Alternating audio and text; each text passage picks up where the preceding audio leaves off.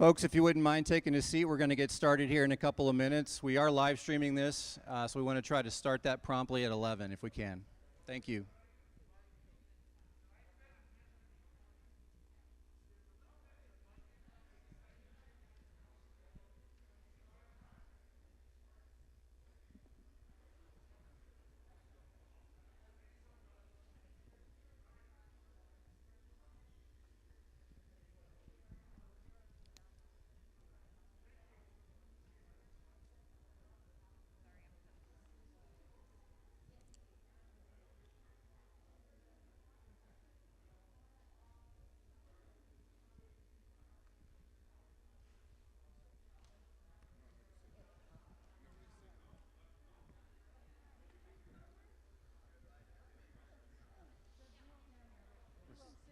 Saving these for the speakers, but I think we got plenty of room. We've got I'm not six speaking that I know speakers. You're not? I'm I'm happy to call you up if you want to.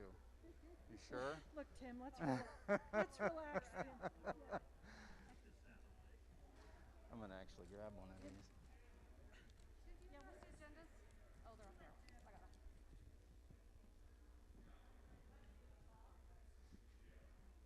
I'll leave one right here. You want to give me a signal when you're ready to go live?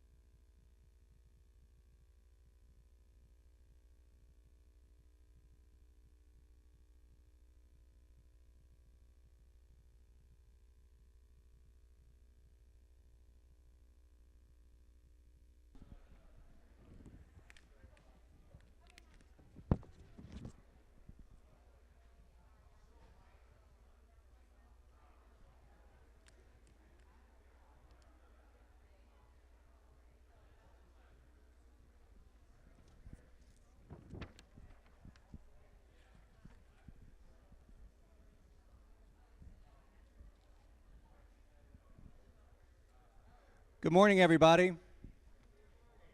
We'd like to go ahead and get started. Like I mentioned a second ago, we do have a live stream going, so in honor of those folks that have tuned in online, we want to try to recognize everybody's time as well as the professionals in the room that have a job to do today. But part of that job is to get with you all and give you a community update of what's going on and give you all a chance to ask any questions. So we greatly appreciate you for coming today and bringing your questions.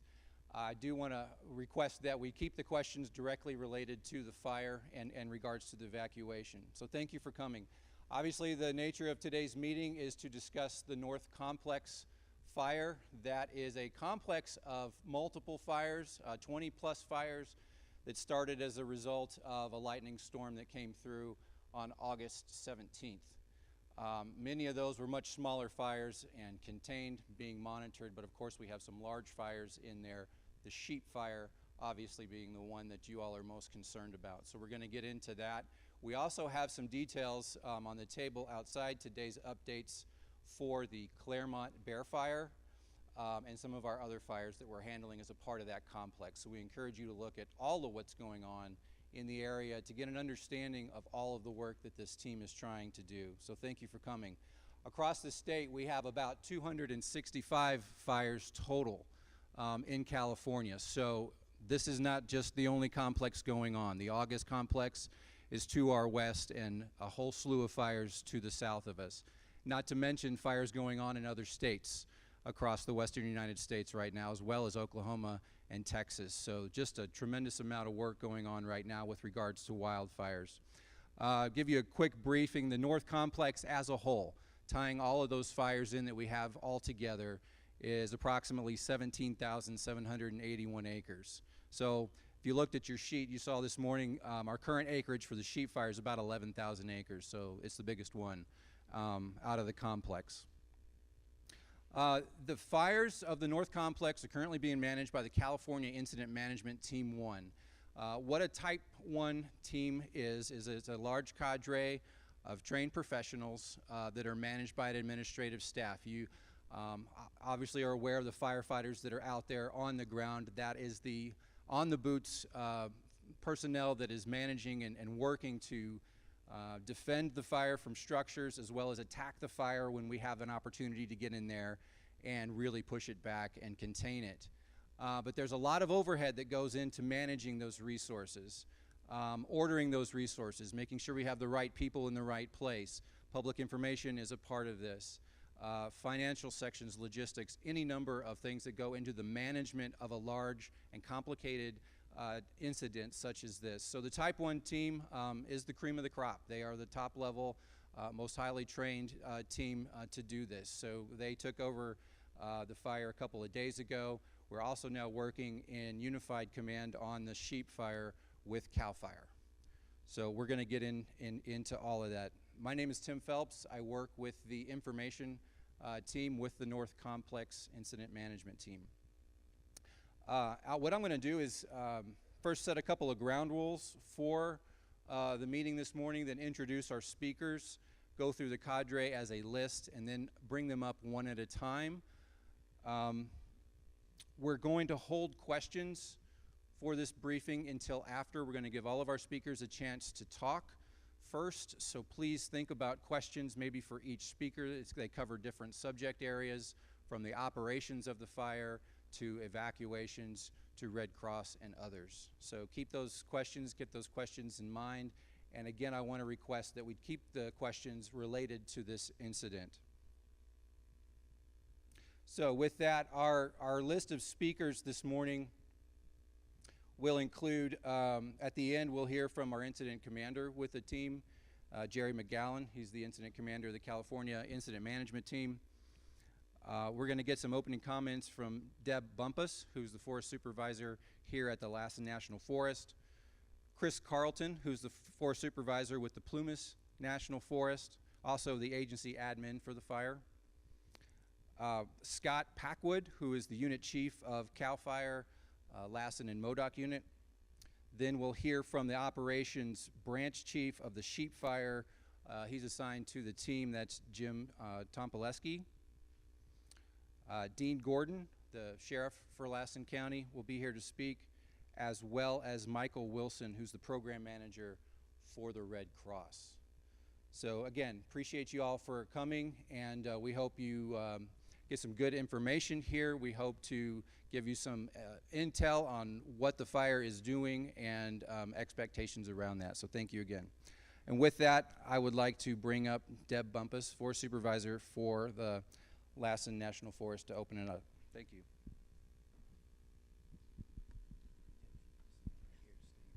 Thank you. So good morning, everybody. Deb Bumpus. Been here about a year, worked over in this area 2 or 3 times for various jobs, so it's good to be back in the community.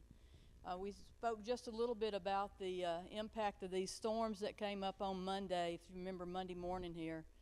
So nationally, we started off the week with about 8,000 folks assigned to fires, and by the end of the week, we've got, this was yesterday, over 24,000 folks assigned to the fire. Copy. So, so a lot of stuff going on. We're also expecting more storms coming in this weekend. But the fires that we had here with that Monday storm, aside from the sheep fire, we had approximately 16 to 20 positive fires across the Lassen National Forest, our response area. And I know that Chief Packwood will speak to the ones that he had on his unit. So across California, just a tremendous number of storms. So the sheep fire was just one of those that started on Monday. The complex that we spoke to a little bit earlier includes the sheep fire, as well as Claremont, which is right outside of Quincy, the Bear Fire, Iron Fire, and several other smaller fires over the Mount Huff Ranger District on the Plumas. So again, the largest one being the sheep fire started over on the Plumas side of the forest and then came over here, and then it doesn't, continue to grow. So the primary points of concern for us in protecting the community of Susanville are the areas around Gold Run Creek, also west of Lassen Meadows, Diamond Mountain, Bear Valley, and also we're looking at Cheney Creek and Willard Creek as well. So folks, the firefighters are working around the clock, and these are firefighters that either themselves or their families have been impacted by the fires. We have a number of folks who had to be evacuated, and yet they're still out on the fires doing their jobs because they're committed to their mission of protecting the community. So as of this morning, as we said earlier, about 11,000 acres. We are under unified command with CAL FIRE, and then the Incident Management Team 1 led by Jerry McGowan. The resources, they'll talk about that a little bit later. I won't get into the details on that because somebody might ask me a question about what that means, and we'll mess that up, so I'm going to let the experts talk to that. But the thing I want to talk to you about, too, is the additional impact that we have is this year is the pandemic with COVID-19. We're also very concerned about that in our camps and in our communities, and we're making sure, because we get so many people coming in from the outside, that we follow the same guidelines that we have here in California. We're practicing social distancing. We all have our masks. We're making sure that we keep our hands clean, do as much as we can, and of course that's very important in camp. That's not what you're going to see out on the line, because that's just not possible. In order to maintain some of those safety precautions out on the line, we're keeping those modules or engines working together as closely as possible and not having as much interaction across. So they're all doing a great job with that, and that's also in their minds as far as protecting the communities. So the other thing I want to make sure and acknowledge is, we can't do this without you all, because you're here, you show the support. Every morning when people leave town to go do their jobs, there's people out on the corner waving at them, and that means so much to the firefighters. It's a hard job. A lot of them are out there more than, especially in the first 3 days, they were out there nonstop. So it's very much appreciated. Any signs that you have that you show the appreciation, they appreciate that. We also appreciate more than just that, but just the fact that you're here, that you care about your community. We care about it as much too. If you have any concerns at all, there's a number of us that are always going to be here to answer questions for you as much as we possibly can. So with that, I'll turn it over to the next speaker. Thank you. Thank you, Deb. Before I call up the next speaker, I wanted to also mention that, remind folks that this is being recorded. I mentioned it's also on Facebook. The Lassen County Sheriff's Office Facebook page is streaming this live.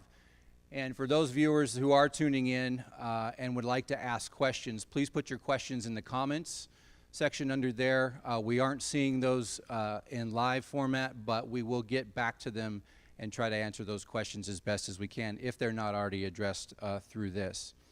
So also the Plumas and Lassen National Forest Facebook page. Each National Forest has a Facebook page, and that's where you can get very up-to-date information throughout the day about any of these fires, as well as INCIWeb. It's a website, INCIWeb, INCIWEB, and I'll mention this again at the end of our presentation where you can go for more information, but wanted to get that in before our next speaker. I'd like to invite up to the stage Forest Supervisor of Plumas National Forest, as well as the agency admin for this fire, Chris Carlton.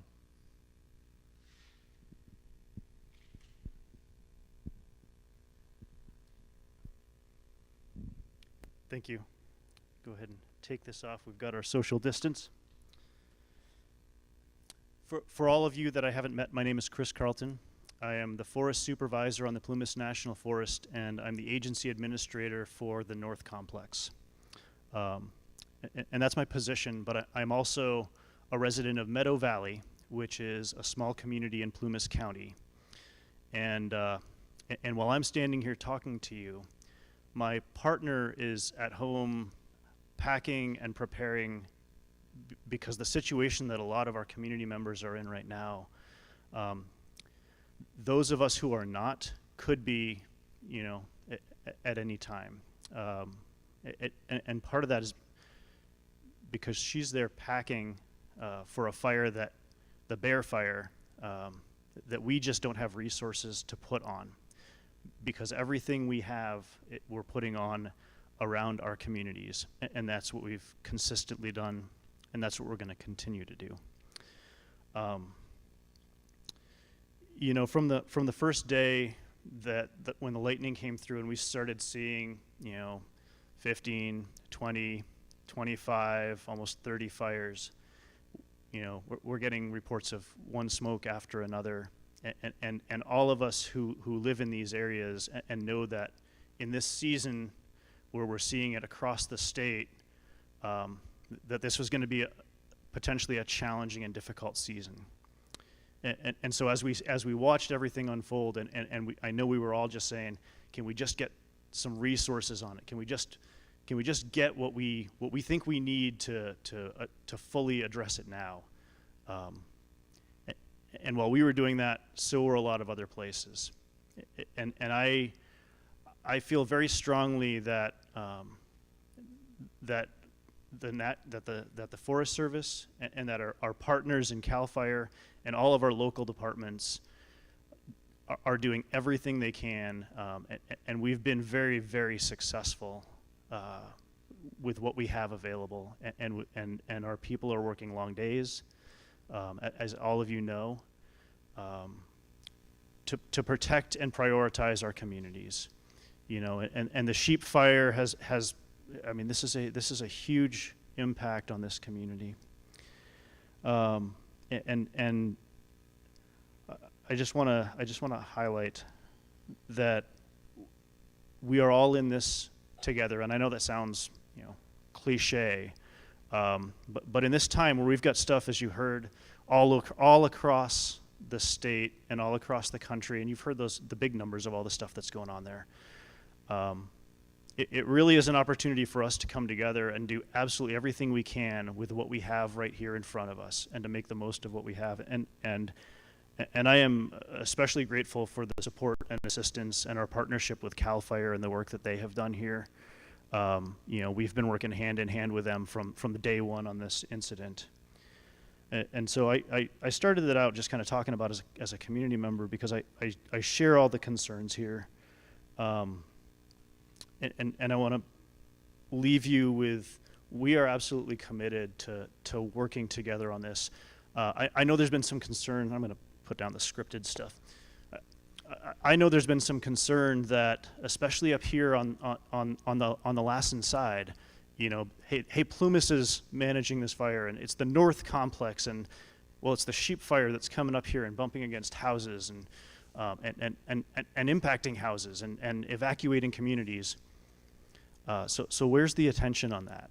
And I want to acknowledge that we have not done as good a job getting our information out as I would like, and that's something that I feel very responsible for, and I know we're committed to. And I expect that as we keep going, you're going to start seeing, and you already have started seeing stuff coming out from the teams, coming out from us in partnership with CAL FIRE and the community here, to really start pushing that information. So I know there's been some concerns, and the sheep fire has been and will continue to be an absolute top priority as we're managing this complex. And we're working community to community to protect, you know, everybody every day with everything we have. So with that, thanks for taking the time to come here, and I will turn it over to my partner, Chief Packwood. Thank you. So yeah, I'd like to call up to the stage Scott Packwood. He is the unit chief of CAL FIRE Lassen and Modoc unit.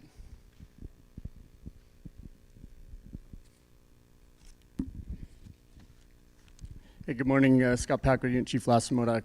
As Supervisors Bumpus and Carlton both mentioned, all three of the local fire agencies on the federal and state side, as well as some of the local areas, were heavily impacted starting on Monday with the lightning that came through. And unfortunately, due to the geographical area of where we are in northeastern California, we're always kind of last to the trough. So as the storms come onto the coast from the west, they start fires on the west side of the state, and as it works its way over here, we end up kind of short into the straw, if you will, because the western side of the state has already received a bunch of downstrikes and new fires. So we start sending fire resources to help them, and we have to maintain a little bit for our own fire threat. But by the time it got here, we'd stripped all of ourselves down pretty low. As Supervisor Bumpus mentioned, she had almost 20 fires on her forest and a couple of her districts, I think upwards of 17 confirmed. The Plumas had over 30, and 20 of those being on the one district which the sheep is on. And the Lassen Modoc unit, we had received 38 confirmed fires that we were working on 3 of our battalions. So we had already committed a bunch of our resources on the federal and state side, as well as we were already pulling into the local stuff to assist us. And then,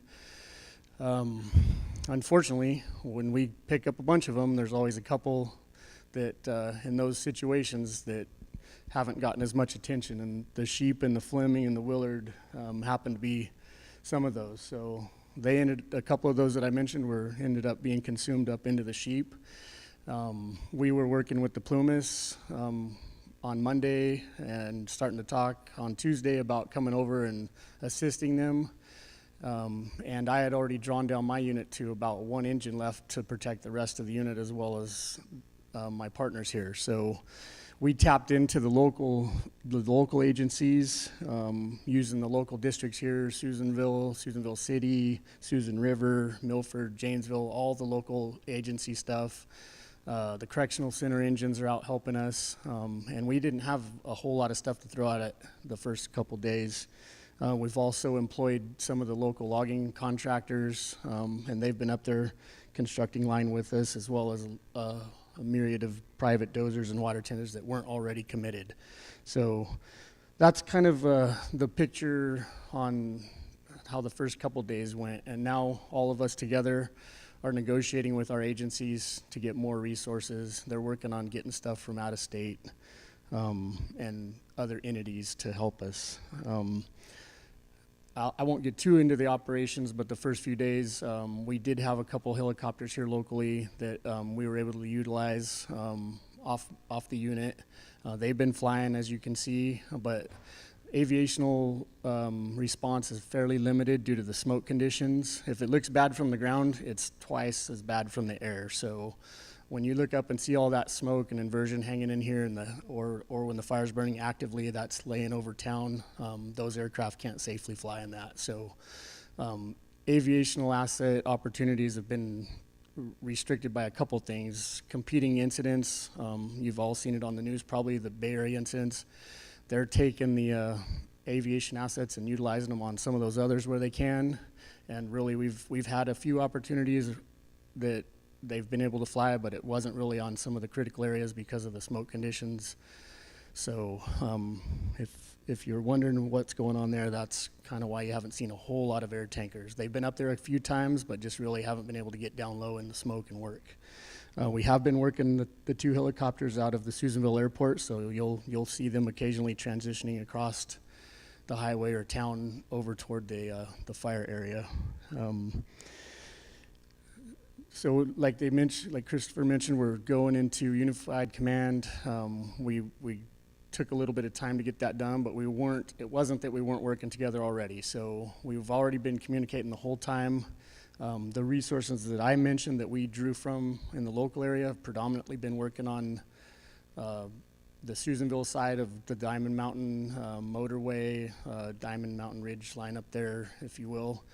We did spend some time the first couple days on the backside before it came over the hill, but once those winds got a hold of it, it rapidly came up and over and spotted down on the Susanville side of the escarpment. So it's a really difficult place to fight fire. It's a fire that we've all dreaded ever happening. Those of you that have been around the area for a long time know, like, we had the Eagle Fire down there in the Janesville area. We've had the Hog, the Cheney, the Creek, the Willard, and a whole bunch of stuff on the north side of Gold Run, but we really have avoided having a fire in the area it's in right now for many, many years. So there's a lot of heavy fuel in there, some really big timber, and some super steep terrain that makes our normal firefighting not really, I don't even know how to describe it. There's not very many options to get it from the top of that escarpment down into where it's ground that's friendly enough to work in. It's a hand crew show, if at that.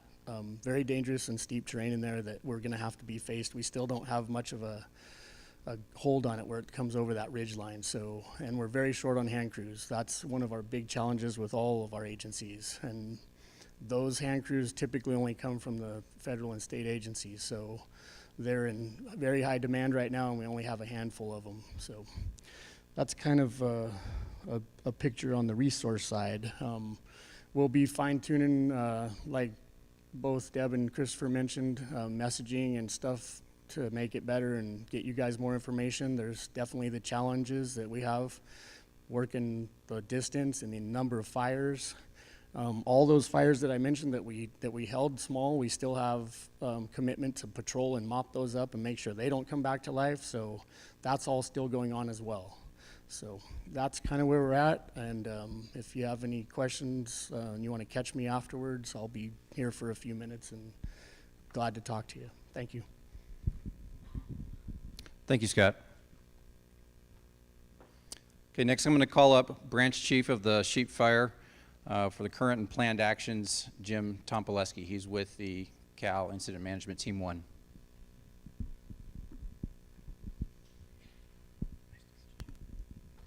Good morning, all.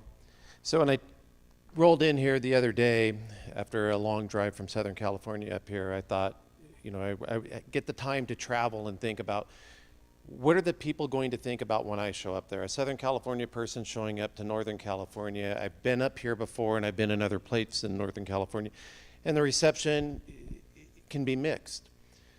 And I wondered, what is the expectation of myself and the team and how we're going to suppress this? And I know when I leave my hometown, I want to leave it in the hands of someone that's going to make very strong quality decisions, that's going to put the public and the firefighters' interests first and foremost, and the interests of the local community. So when I leave my community, I have to entrust my deputy chief to do that for me.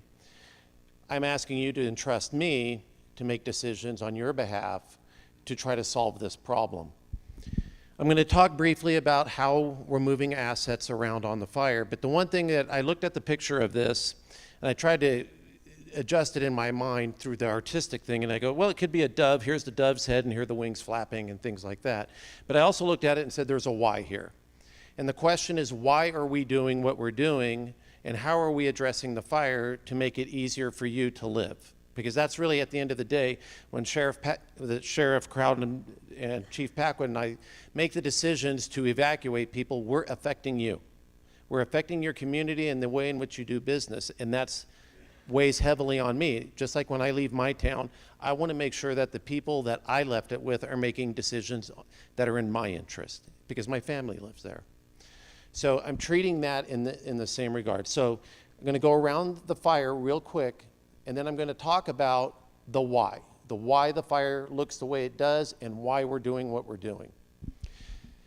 A fire of 11,000 acres, typically speaking, would have approximately 2,500 firefighters on it. And that's kind of just a general guess, that we normally look and go, yeah, it's a large fire, we're going to put a lot of people on it. We have less than 500 on this fire. 500 people to manage the sheep fire, the bear fire, and the Carlton, or Claremont, sorry. I've been over here, and this is my piece of dirt. This is where I'm going to stay and work. So 500 firefighters for the entire complex, and approximately 200 down in the Y, and less than 50 to 100 toward the end of it, or the tail. Okay, so we're calling this Division A. There's a break out there, but I'll come around here. This is, in a sense, the general location of where the fire started, where that strike occurred. With the general wind patterns that occurred, the fire is spreading in a northeasterly direction. Getting a crew out here, what we like to do is what we call anchor and flank. We want to dig in here, and we want to bring the fire around and flank the fire and eventually control the head. Standing in front of the head of the fire is not a fun place to stand. Thermal embarrassment or thermal insult on your skin is not the place to be when you're out in the front, because it's very dangerous, it's very hot, and it's fast moving. So we like to control it and work this direction. However, because of the limited resources, we now have to look at it and prioritize where those resources go. So while we're trying to establish an anchor point here to do that anchor and flank, we can't engage enough firefighters to deal with down here and also up here, if that makes sense. So let's talk about the why. So we've been working on the sides trying to contain that, and we're being somewhat successful on this south east side, but we still have major problems on this northwest side, or the west side moving up into the northwest. So this big why. The big why is because of firefighters.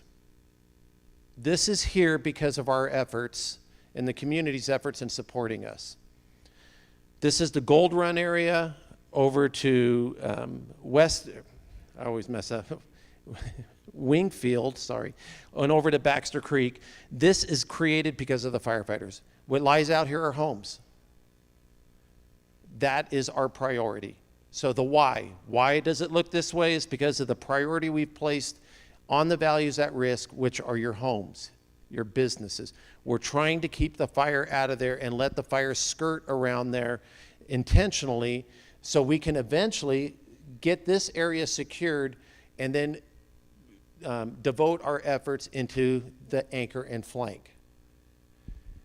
That being said, we have a lot of open line. Every day the winds change. Every day the weather changes around this time. The fire stands up, makes a big push, and why aren't you guys doing anything? The why. Well, behind the scenes, or the fog of war, and as Chief Packwood talked about, was smoke. The smoke is impacting us just as it's impacting you. I don't like driving into a fog bank, neither do air tankers. So when we think we have aircraft that we can get them in and work, Yesterday, we brought up 2 DC-10s and an air attack platform to try to slow down the fire's progression in Gold Creek along these sides, or Gold Run and then along these sides. We had good air. By the time the air tankers made it overhead, we had lost the air. We have to be mindful of the pilots, and the pilots aren't going to drop on that. So we had 2 DC-10s overhead. They could not drop. But we can sneak helicopters in, the 2 that we have, on this side of the mountain. We can sneak them in to help those suppression efforts. So that's the why. Suppression efforts have created this why inside of here. So our priority is to keep the fire skirted around the homes. Over in Baxter Creek, as Chief Packwood talked about, the fuel changes significantly. It's heavy, heavy timber, old growth timber. We're working to establish a line and move it up to the escarpment. There's some pretty brave lumber operators out there doing some amazing work. We're hoping, and that's not our plan, that we can actually gain in here. We're actually also using a crew of hotshots and dozers to come in here and start to work inside here to help establish some direct line. We are looking downrange. The downrange perspective is we have the community of Janesville out there. That's a priority. So every time that we think we can get an opportunity to go direct and start doing the anchor and flank, one, we don't have the resources, and then 2, we have to shift priorities to make sure that the communities are protected. What I don't want for this fire, and I don't want it for anyone here, is to create more Ys. I want this Y to look the way it is, essentially, maybe a little bit fatter, but as long as we're not burning homes, that's what I'm concerned about. And that's where we're devoting our efforts. So approximately 80% of the resources that we have committed to the sheep incident are committed into the Susanville area and down and around the homes. I'll be happy to take questions when we're ready for that at the end, but up to now, that concludes my presentation. Thank you, Jim. And we do want to remember we're going to have time for some Q&A. We have a 1-hour time frame for our Facebook, so we're going to try to squeeze this in within the next by noon. So we've got about another 20 minutes. So we have 3 more speakers. I'd like to call up the Lassen County Sheriff, Dean Graudin.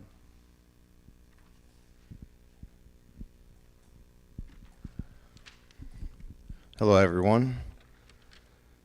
So I've got a few notes here. Does anyone want me to so evacuations, the evacuation areas have been changing rapidly.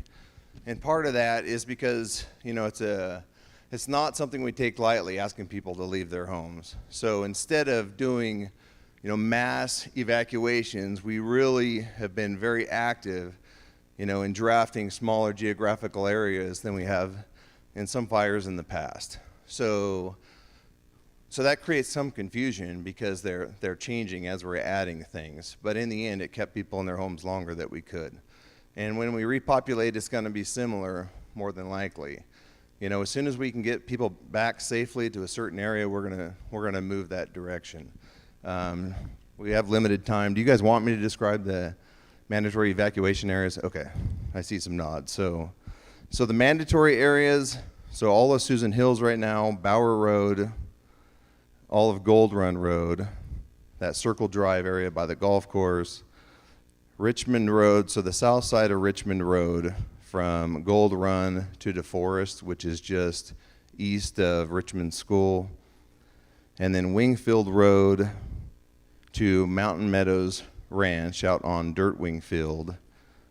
And that's a general description, and there's obviously some branch roads off those roads that are included. And then the warning area is Wingfield Road. So yesterday that fire pushed in 3 different directions and pretty much at the same time or close to each other. It was making a good hard run towards that Janesville area, so we increased the warning all the way to Bass Hill Road, where Dirt Wingfield meets Bass Hill. And then the north side of Richmond Road is in warning from Gold Run again to DeForest, which is right near Richmond School, and the south side of Richmond from DeForest to Singletree. So that encompasses Singletree. We almost evacuated Singletree yesterday. That fire jumped across Wingfield Road, choppers and some dozers did phenomenal work. I thought it was going to make it to that brush across that grass field, and we were going to have to evacuate single tree. But those firefighters and those dozer operators did phenomenal work catching that, so we didn't have to evacuate that area. And we are working with the incident management team. We will be putting out a map today. It's a lot easier to understand those evacuation areas if you can visualize it and see it on a map. And I apologize we haven't done that sooner, but we've been moving. Things have been very rapid, changing quickly, and really all my staff that are available are out in the field and getting work done in the field. And I don't have a huge support staff in the office that can do that kind of thing. So we're working on putting that map together just to make it more clear for people. Some of the considerations related to repopulation, there are a number of things we consider, and we work closely with the incident management team, our local CAL FIRE Lassen MODOC unit in making these decisions. But we've got to consider, obviously, the status of the fires, number one. A lot of these areas are heavily treed, and there are a lot of hazard trees. They're standing, but they burned heavily at the bottom. We've got to deal with the hazard trees, all the mopping up that Chief Packwood mentioned. The activity of the fire personnel. A lot of these areas are, to some degree, in less danger than others, obviously based on the fire activity, but they tend to be right in the middle of that Y. And so if there's a lot of fire activity occurring all around it, it makes it difficult to repopulate. And power. Our emergency services chief in the back of the room, Silas Rojas, has been doing a phenomenal job all along, coordinating with us, with the other agencies, and coordinating with the power companies. And they have restored, right, Silas, most of the power, well, everywhere they could safely. They went out this morning, surveyed all those lines. There are some areas that are still de-energized because there was substantial damage, but most of it has been energized. We understand that people have freezers at home, food, water pump, whatever, and we want to try to keep that up as long as it's safe to do so. And like they said, there are a lot of fires going on right now. We were evacuating up north around Blue Lake last night. People forget how, really enormous Lassen County is. And luckily, Modoc County, the sheriff, Tex Dowdy, my good friend up there, his staff are taking care of that for us. I know we're running short on time, so I just can't thank enough the firefighters. The work they did on everywhere, but specifically last night around Gold Run, that fire made a hard run up the north side of Gold Run Road, and those firefighters did phenomenal work. Same thing on Children's, Old Scott's Logging Road. Considering the footprint of the fire, obviously we hate any loss, but the fact that we've had so few homes lost with such a large footprint, really it's incredible, especially with the low staffing levels. So I can't express enough how much we all owe the firefighters working out in the field. And just a couple more thank yous. Obviously our CAL FIRE unit, Lassen MODOC unit, phenomenal people. I think we have the best working relationship that we've ever had in our county with our local CAL FIRE. I have a ton of faith in those the people from CAL FIRE, and we work really closely with them. Obviously the incident management team coming in and providing support, and all the allied agencies. The sheriff's deputies, they're not just driving around out there. They're out there providing security. We've been so short-staffed that a lot of their responsibility has been looking for spot fires. The fire personnel are totally involved. There's limited people available just to conduct patrols. So we have people actively driving around all the time looking for spot fires. So all those allied agencies that have helped out on the law enforcement side. Oh, and then in the security. Obviously, when you're out of your home, we want to make sure it's secure. Unfortunately, we have had, it sounds like, some theft from some contractors' vehicles that are working the fire within that closed area. So don't think that stuff doesn't happen. We've had no reports of loss, at homes, but we're actively out there patrolling, doing the best we can to keep your property safe when you can't be there. And I think that's about it.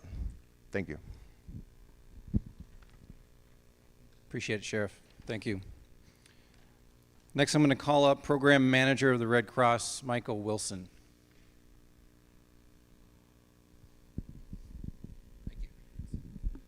Good morning, everybody.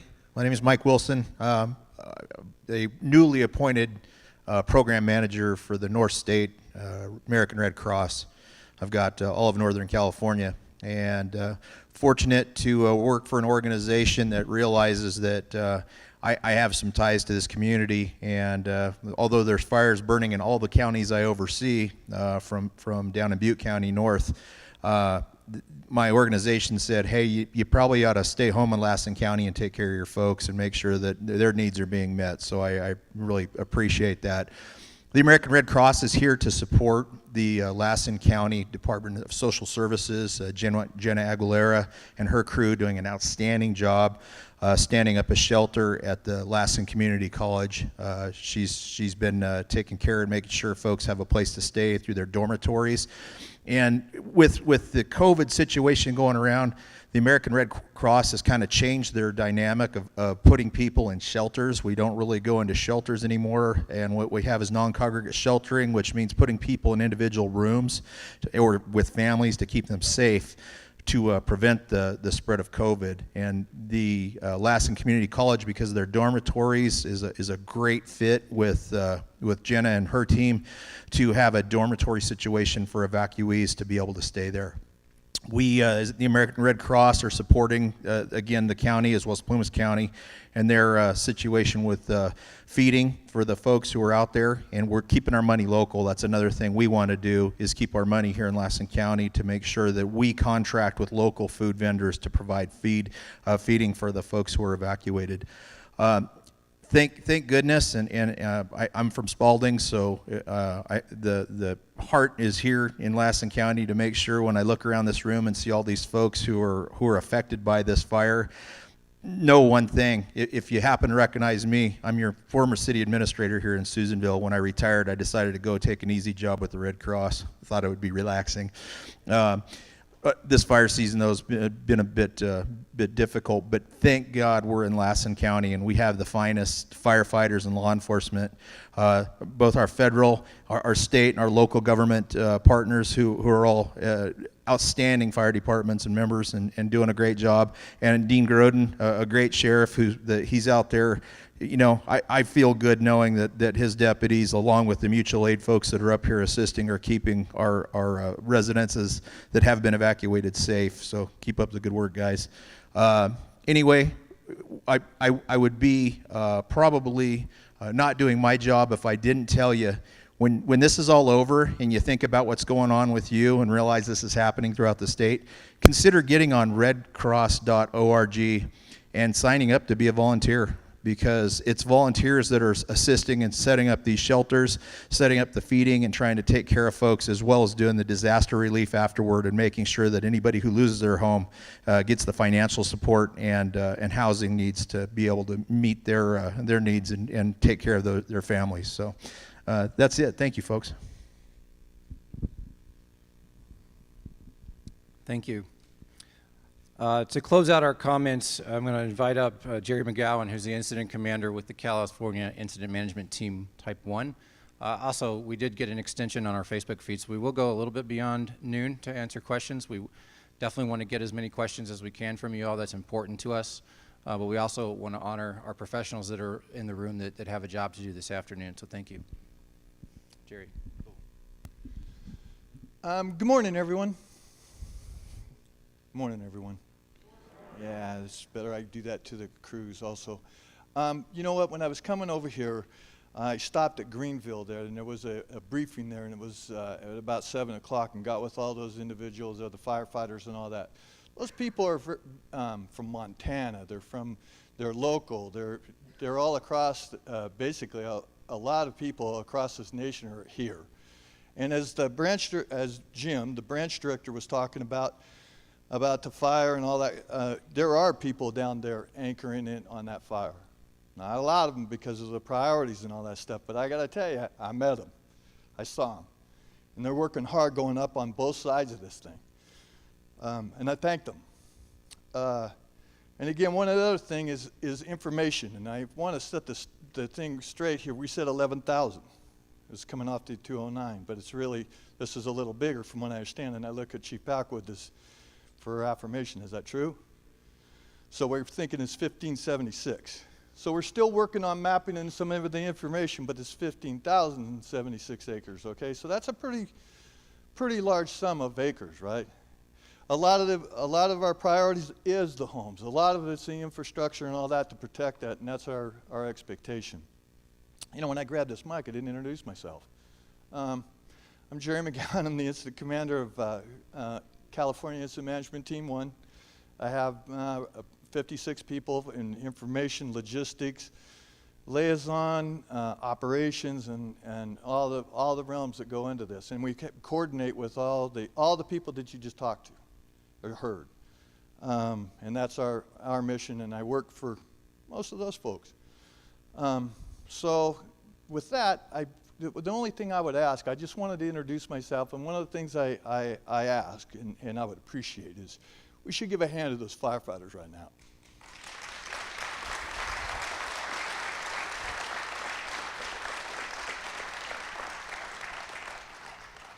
And we'll be seeing one another. We're opening up a camp here. We're going to start making a fire camp here. We're working on that as we speak. And again, just like we talked about, there are limited opportunities, or not limited opportunities. There's limited resources right now available, but we're making it happen.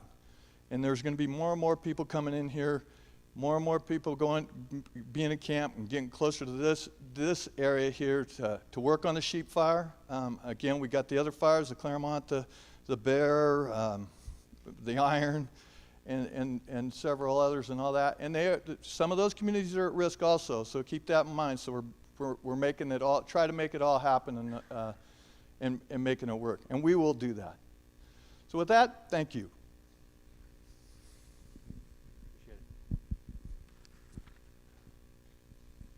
Okay, so with that, we're going to open it up to questions. How we'll handle this is I'll ask for a show of hands, and I'll try to call on people as they come in that order. And then I will repeat the question for our Facebook group back at home that might not have completely heard it, and I will just try to paraphrase the question and then try to draw on one of our professionals here to answer that question. So I believe I saw the first hand in the back of the room there. Yes, sir.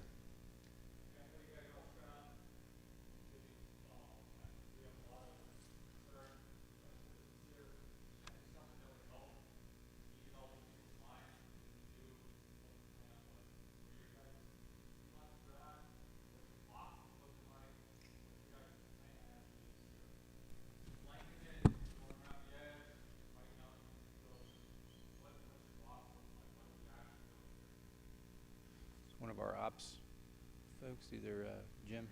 Okay. The overall question was, what is the end game? What is the overall plan for boxing the sheep fire in? And for that, we're going to give it to Jim Tompoleski. So the fire is pushing us around. I'm not going to sugarcoat that for you or anything like that. We don't have the resources to go out and do a PACE model, as you're kind of referring to, which is a primary, alternate, contingency, and emergency line. Right now, there's not a lot of great places to come up on the escarpment. We had a box built, as far as on paper. The more we build the box, obviously, the more acreage that we're looking at. Right now, the priority, the focus of the resources is to protect this community out here. As it continues to move until we get more resources, if we get more resources, it's going to be continuing to move along with the fire to keep the values at risk. We're quite aware of where the heel of the fire is and how we can go after it. We just don't have the resources at the moment. We're hoping to hold it on a road system out here with the use of private equipment and local knowledge. Those lines were compromised because we can't provide the air support, the hand crews, and the engines up there because the threat is down here. The critical threat is down here. The line that's coming up out of Baxter, that is one of the contingency lines that we have. In a normal fire, we try to build multiple lines out in front of the fire. The area around Baxter is one of those areas we can. We don't have the resources to continue to march contingency lines to the west or contingency lines to the east and contingency lines to the west. That right now is the position we're in. I wish I could give you some additional information of where we're thinking we can place more lines. We just don't have it right now. I know that doesn't answer your question, but that's the answer. That's the best answer I can give you at the moment.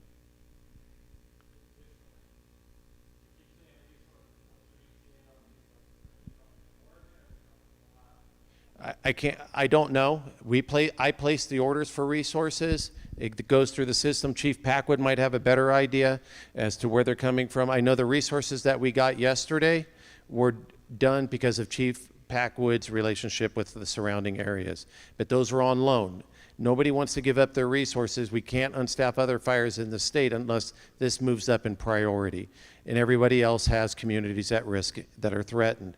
So we have limited resources. It's really what we have, and until people drive from areas that are not affected, Midwest, Tennessee, in the interior, and start moving to the west, that's days of travel time. So I do not have a good answer. I'm not going to smoke it around on that. Any more operations related questions we can get Jim while he's up here on stage?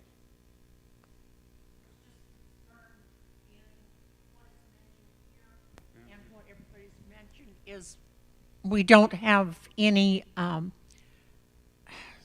the update for the Goldcrest area.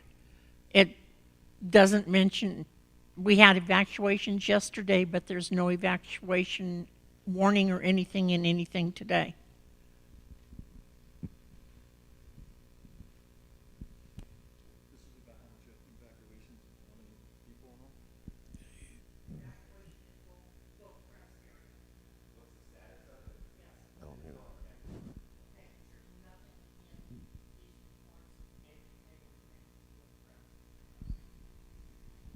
All right, so the question was about Goldcrest. So Goldcrest is included. It's between Gold Run and Susan Hills. And if I neglected to say that, then Goldcrest is included in that mandatory evacuation area. It's basically that whole corridor from Bower Road, if you know where that is, south.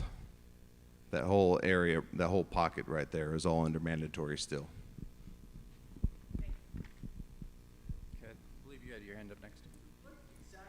Jerry, do you have something else?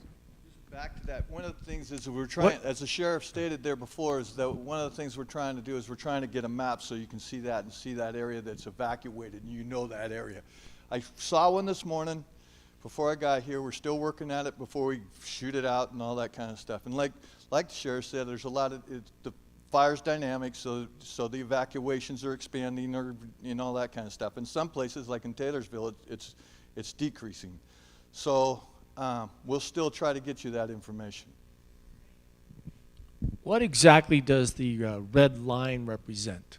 This red line. That's open line. That's open fire. That's the perimeter of the fire. What? This is basically the whoop. Ooh, jeez. Is the perimeter of the fire, the footprint of it. And then a lot of times when we catch up to this thing, we'll show black to how much we've progressed on there, and it'll be red and black on some of our fires to show the open line and then the contained line. Yeah, when you start to see us reporting those percent containment, that's when the red turns to black. We've got a handle on it, but are going to continue to push it and monitor it and mop it up. It's contained but not controlled. Back here. Yes.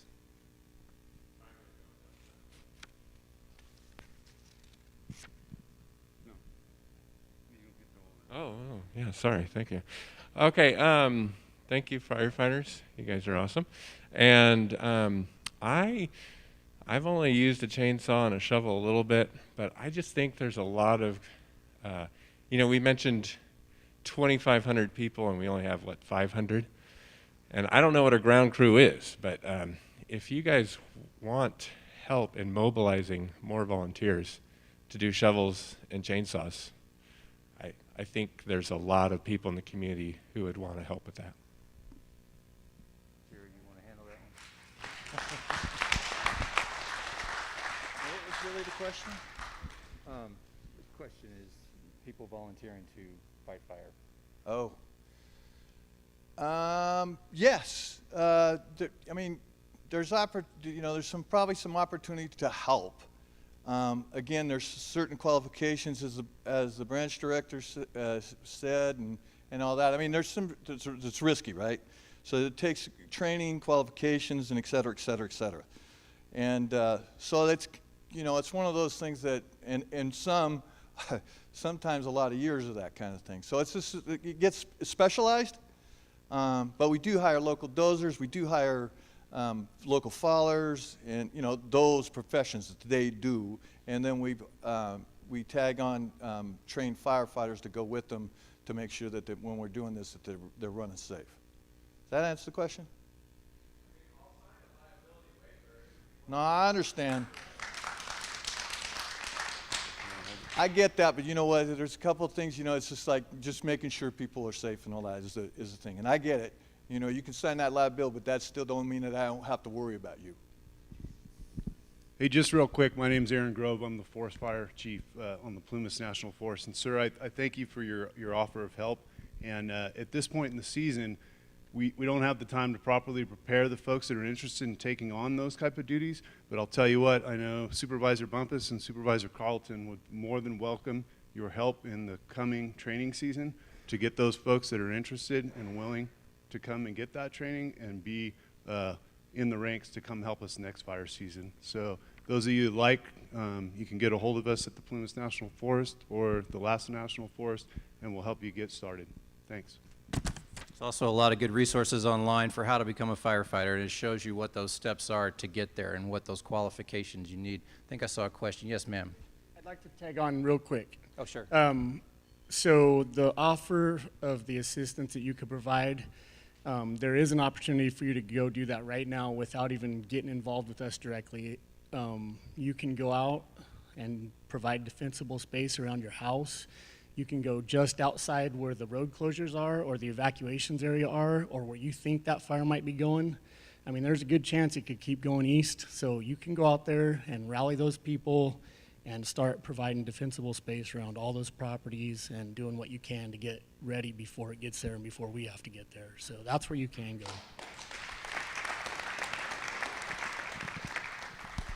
Wait, I had a question back here. Yes, ma'am. Let's let the mic catch up to you. Thank you for taking my question, first of all. What does it take to make this a priority fire so we can access more resources?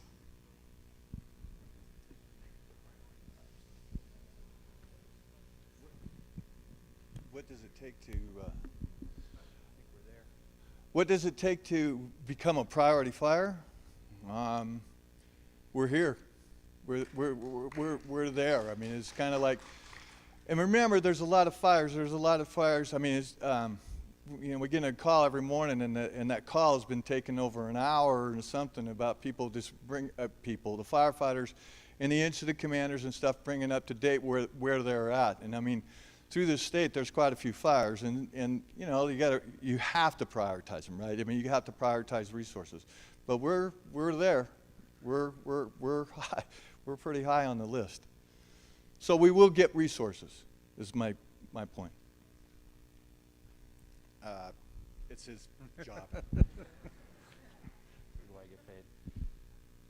Yes, sir.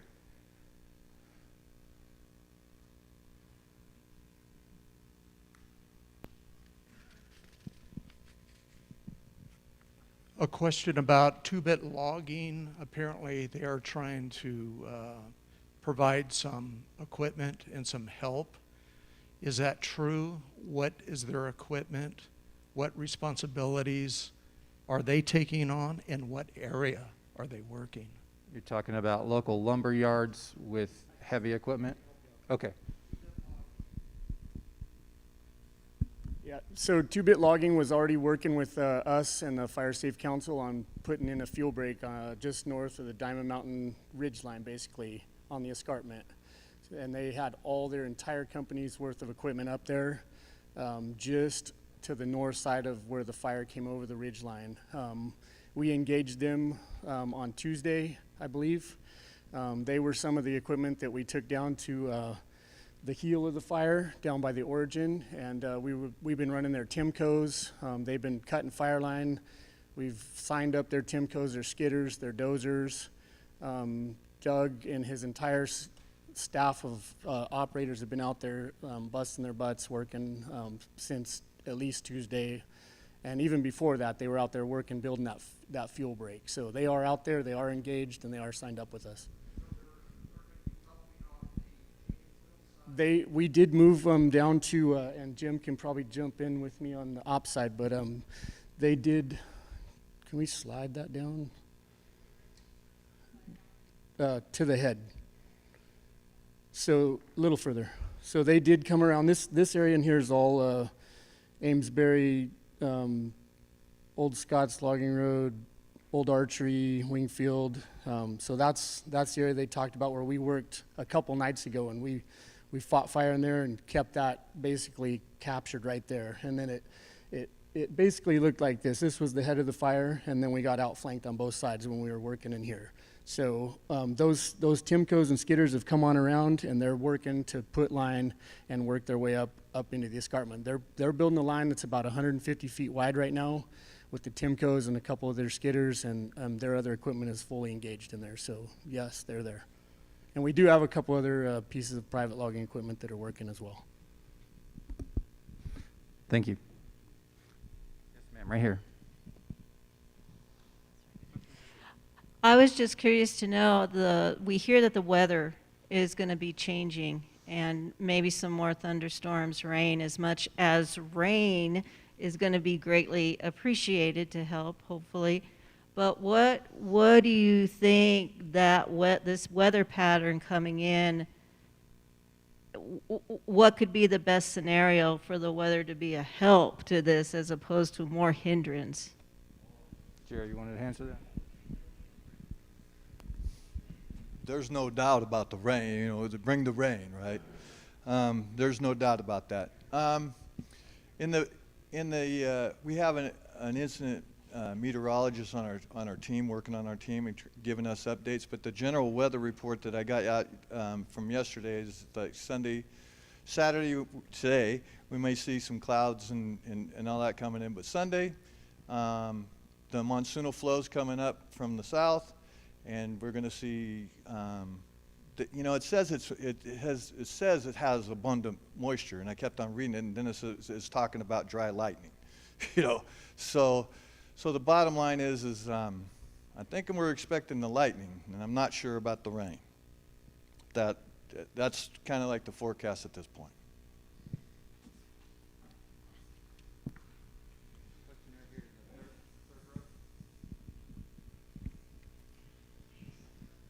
If I was to build fire piles 6 feet high on my property and put fire starter in each one of them and pile them against the trees, which I have videos and also pictures to show that the Forest Service did all across our ridge here, and then say, oh, the lightning started it, would I not be responsible for everybody's homes and everybody's property that have burned because of this?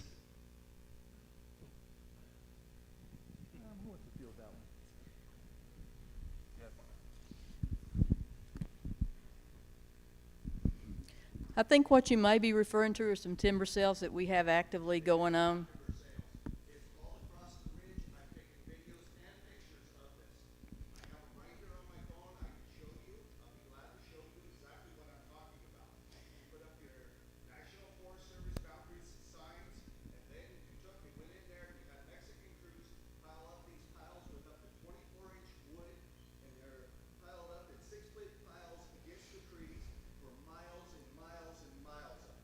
So part of our diamond timber sale, our diamond project with the Fire Safe Council, is to do thinning, and it's to take out the non-commercial thinning, the smaller trees, and we do pile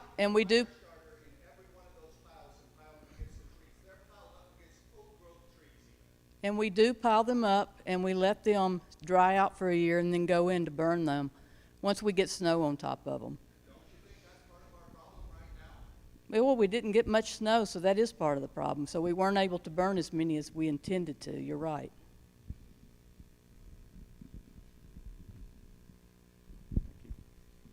All right, question back here in the back. That you, yes.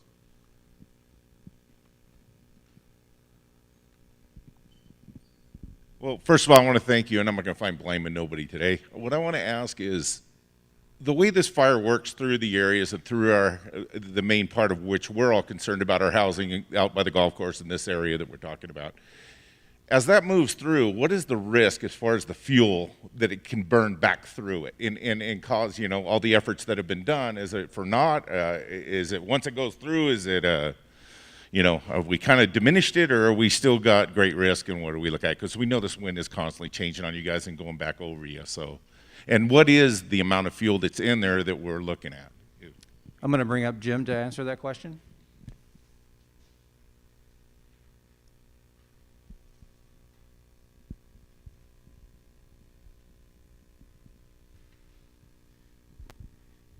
I'm going to try to paraphrase what I think what your question was. The fire burns through, then what's the risk following the fire with the remaining fuel that's in the area? Does that summate it?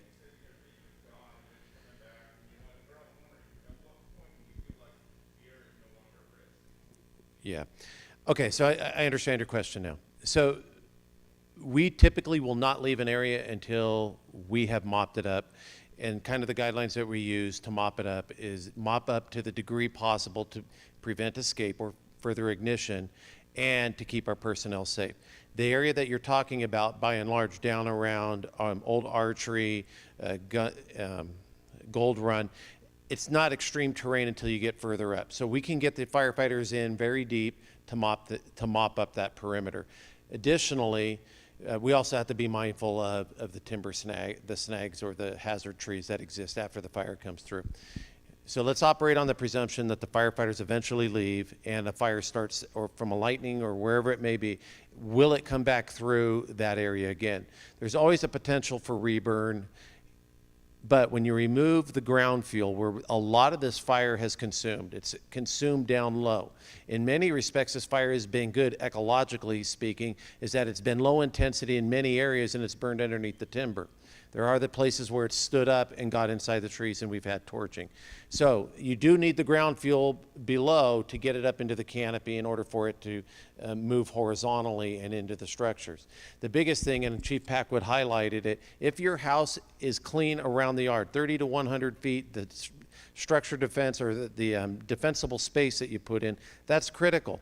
Wood piles not stacked up against your house, lawn furniture that's combustible not stacked up against your house. Those, regardless of whether or not the fire was there or if the fire comes back, that takes care of the problem. Does that?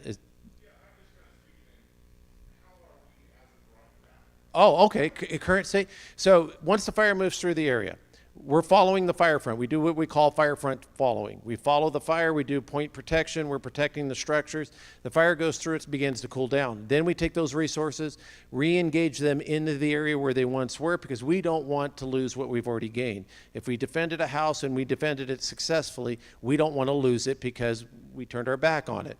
So we go back in and we start mopping up aggressively around the perimeter of the house and extending that further out to prevent any ignition sources entering the house or a front coming back toward the house.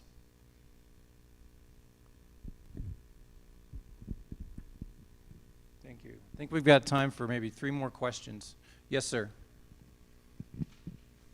I have 2, so I'll make it really quick. One is structure loss. How do we stay up on structure loss? What is our current structure loss? And how do they know how to get a hold of you? If you've lost your structure, how quickly does that happen? Number 2, if we don't have the resources to do what really everybody would love to do, why is it that I can't personally go into my own property and stand on the roof with a hose or whatever and protect it?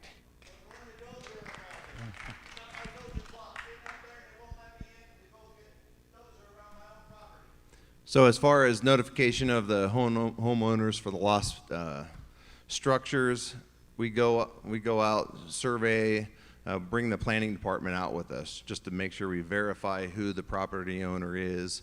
And then we have mechanisms for, we have databases. There was one case where it was an owner out of town. We used the allied law enforcement agency in the other town to help us make notification. So we're trying to do that in a timely fashion. But the most important thing is verifying who that property owner is and then making proper notification. She asked how many structures have been lost. 3.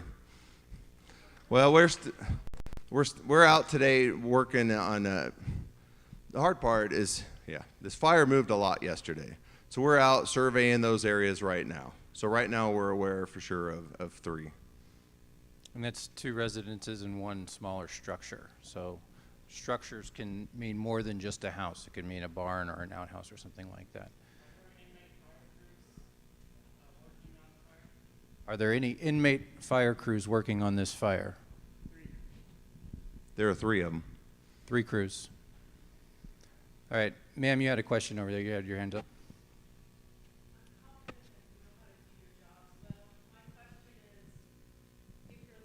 Somebody that is respiratorily compromised or has a compromised immune system and we want to get out of town, which direction should we be heading in? And if I want to leave early, I know the wind is changing, but give us an idea of how to keep ourselves safe. I know you know how to do your jobs. Jerry, I can answer some of that. One of the things is we're currently on order. We've got like an air resource monitor and all that to where all the smoke is being transported and all that. And I'm talking about respiratory illnesses, if you will. And so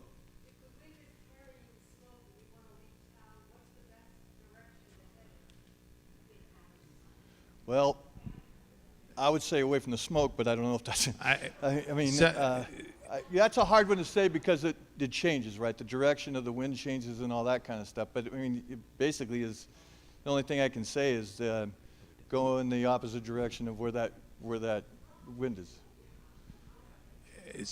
So I can only tell you from what I experienced. Okay, I drove up 395 from Southern California. I rested overnight in Mammoth. I got into the Bridgeport Basin, and it was smoke just like it is here.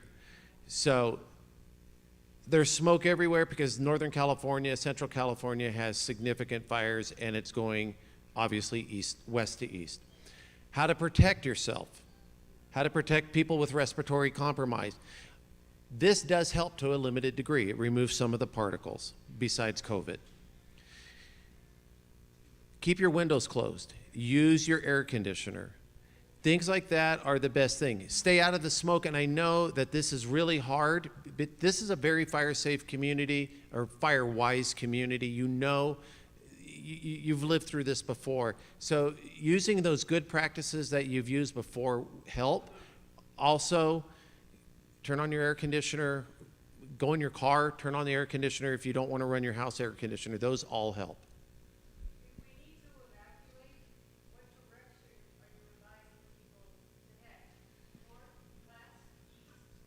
So the evacuation routes, and Dean can respond to that, but typically it's to get people to the shelters. Those are the directions that we normally provide, but Sheriff will probably be able to answer that. So obviously during the Hog and Gold fire, we had very few options on how to get out of the area. We had, I think every major highway leading out of the area was closed. That's not the case right now. So right now, I mean, the fire, well, right now there are lots of avenues to get out. Unfortunately, I've never seen the circumstances that we had during the Hog and Gold fire where every major highway out of town was cut off for a period of time, but that's not the case right now. Okay, I'll also point out that there are a couple of resources online. Air Now shows you air quality throughout the region. You can get on that website and see projections. We are also updating air quality alerts on our Facebook pages, the Plumas National Forest and the Lassen National Forest, as well as our INSA websites. We're going to hold it to 2 more questions so that we can let our professionals get out and back to do their jobs. Sir, I'm going to do you number 1, and sir, you number 2. Thank you guys for being here, but there's another resource that you're forgetting about. I used to be with Susan River Fire District, and in a previous incidents, we set up Gold Run Station as a community information station.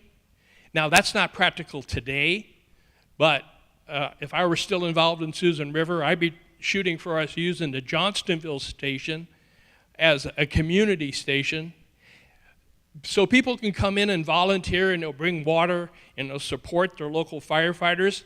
I haven't heard anything from Susan River today or Janesville.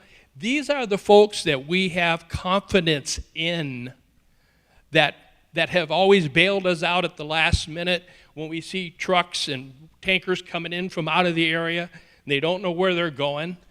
And you don't live here. You're not supposed to know where you're going. But I think that resource of specifically Susan River Fire District, who works really closely with CAL FIRE, and it's just a partnership. And I've been here through 3 large Plumas incidences, and I'm really glad that CAL FIRE is here. I don't want to hurt anybody's feelings, but we have confidence in Standish, Susan River, and those guys. It's a resource that I think is being overlooked. So I can address that a little bit. All those local departments and agencies have been involved, and they're actually out on the line, even the chief officers. So even the Susanville City Chief, James Moore, 3 of his engines, he stripped his department down to 1, has all of his off-duty guys called back. Susan River's out there, Janesville, Milford, all the local surrounding departments. That's who we tapped into really early, because we were already at that drawdown state. So they're out there, they're involved, and we'll take your advice on the other station. Thank you. And our last question. Thank you. For residents under mandatory evacuation who have chosen to stay in their homes, if they need to leave to go to work or something, will they be let back in? So evacuations are a tough one. I mentioned earlier, we don't take those lightly. The problem is there are a lot of time periods where, I mean, that's a very dangerous area within the fire. And I know those people want to stay there, but if and the man's home is his castle, and there have been case decisions in that regard. If you choose to stay home, we're not going to arrest you, okay? But you can't be mobile driving around your neighborhood. Really, you've got to stay home. If you want to be home, then be home, okay? But if you leave, you can't come and go. Okay, right now we're doing our best. You know, yesterday was an extreme day in the afternoon. We are doing our best. We know there are a lot, of livestock in that area. So today my staff have been reaching out to all the ranchers that have livestock in that area. So we have all their phone numbers. We're going to try to work on a schedule to where we can lead them in probably in the morning hours, depending on obviously fire activity and other things. But we have an interest in trying to help our community members, help those ranchers, care for those animals. So we're working we're trying to be proactive in those areas, working out those schedules right now. But there's a ton of activity going on in there. Just driving up and down those roads, if you don't have emergency lights flashing and other things, there could be serious accidents and things occurring. So I understand the concern, but we don't take this lightly. We're constantly interacting with the incident command team and our fire partners, working, and we're constantly developing both additional evacuation plans if the fire moves farther, as well as repopulation plans in case we're able to repopulate areas. Thank you. We're going to give Incident Commander Jerry McGowan the final word here, and then I have a couple of comments to close us out. And what I wanted to do is thank you for coming. And what we'll do is we'll have, we'll be obligated to keep you updated. We'll have more community meetings. We'll try to get out as much information as we can, let you know where we're at with progress. And with that, you'll see some more camps. You'll see some more firefighters here. And I just want to thank you for coming. Thank you.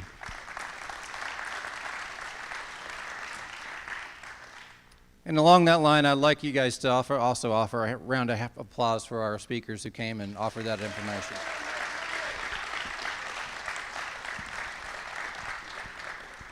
Couple of quick reminders. This was recorded and will be posted for archive purposes on the Lassen County Sheriff's Office Facebook page.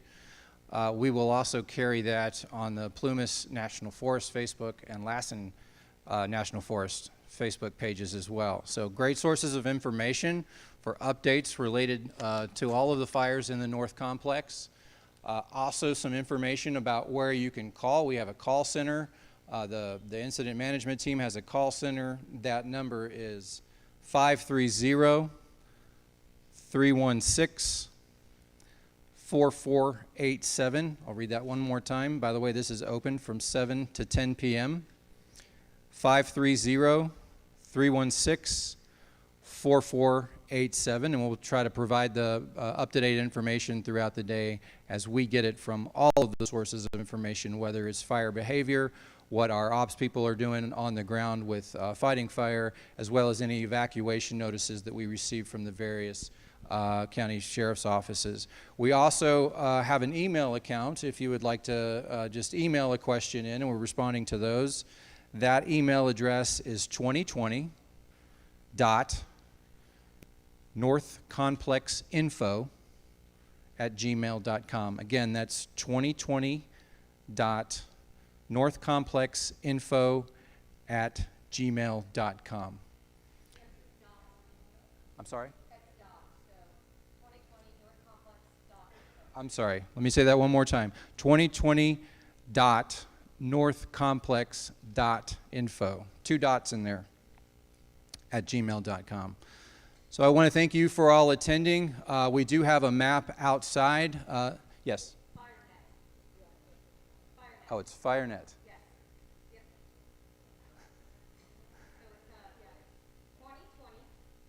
Here, I'll let you read it.